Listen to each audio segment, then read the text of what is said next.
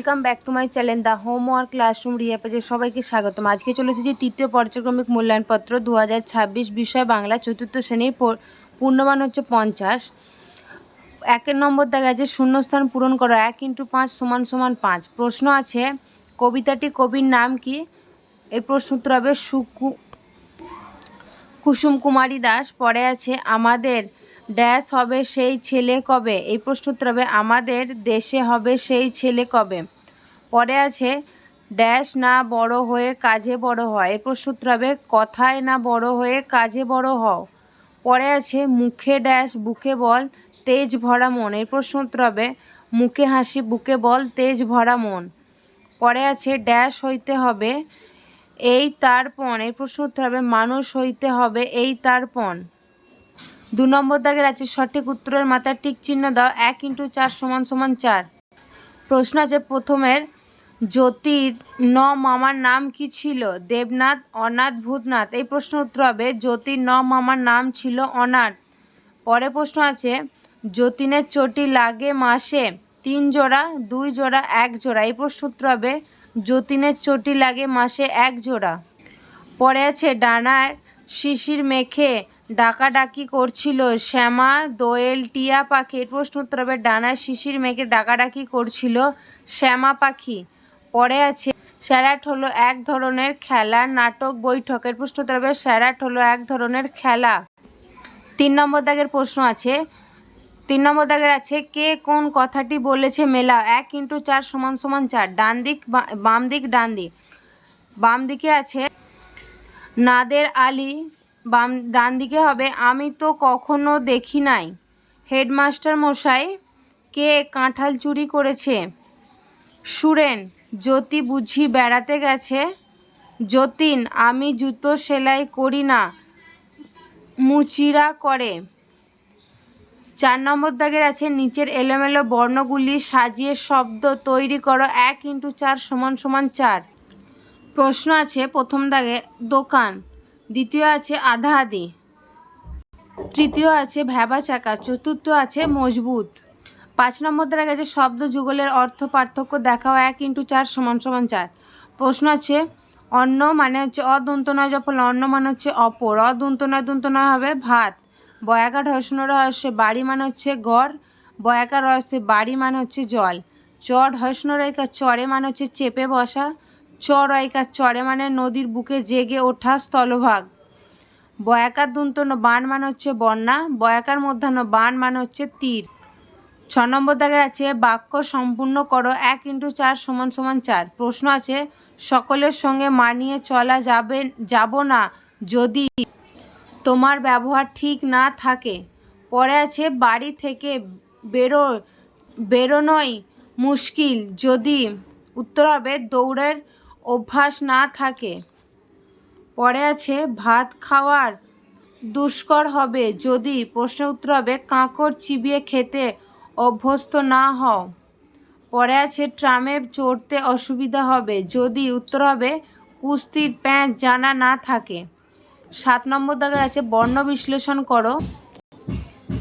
1 × 4 = 4। প্রশ্ন আছে আমাদের, এটা ভেঙে লিখেছি আ যুক্ত ম যুক্ত আ যুক্ত দ যুক্ত এ যুক্ত র আমাদের। পরে আছে সেলাই দন্তেস যুক্ত এ যুক্ত ল যুক্ত আ যুক্ত হর্ষই। পরে আছে নদী দন্তেন যুক্ত অ যুক্ত দ যুক্ত দীর্ঘই। মাথা ঘ যুক্ত আ যুক্ত থ যুক্ত আ। 8 নম্বর দাগের আছে প্রতিশব্দ লেখো। 1 × 4 = 4। মজবুত শক্তপোক্ত ভাত অন্ন, পা পদ, চাল চাউল চাওল। 9 নম্বর দাগের আছে নিচের বাক্যগুলি সঠিক জায়গায় যদি চিহ্ন, এইগুলো চিহ্ন আছে বসাও। 1 × 4 = 4। দেখো আমি এখানে চিহ্নগুলো বসিয়ে দিয়েছি, কোথায় কি চিহ্ন বসবে আমি এখানে কিন্তু বসিয়ে দিয়েছি প্রত্যেকটাতে। 10 নম্বর দ্বারা গেছে নিচের বাক্যগুলি থেকে কর্তা কর্ম ও ক্রিয়াগুলিকে তাদের ঘরে বসাও। 1 × 4 = 4। বাক্য কর্তা কর্ম ক্রিয়া। প্রথমে আছে বাক্য, প্রথমে আছে মা সাঁতার শেখাতেন।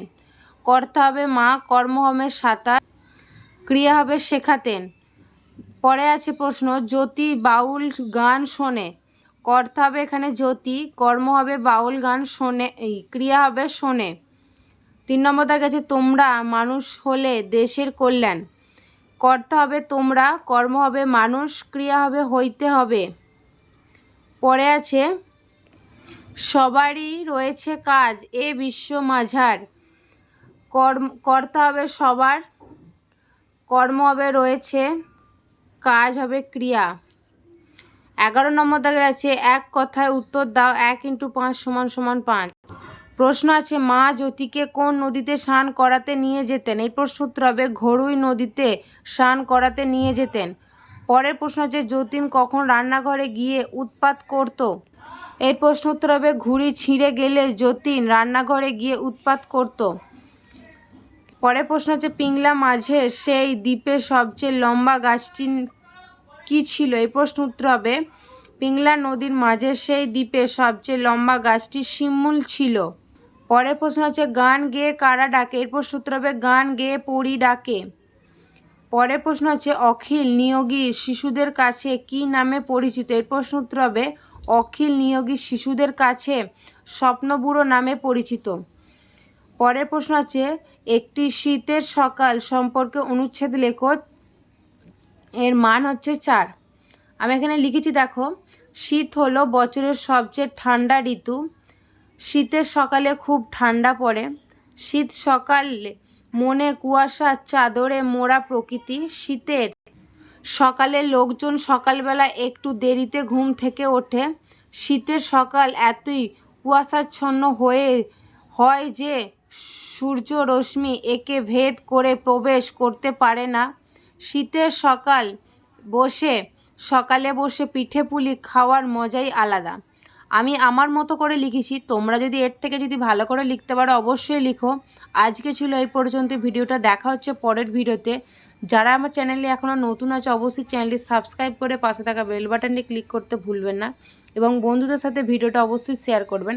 এবং এই প্রশ্নগুলি আসার অনেকটাই সম্ভাবনা আছে, তো তোমরা দেখে নাও ভালো করে প্রশ্নগুলি।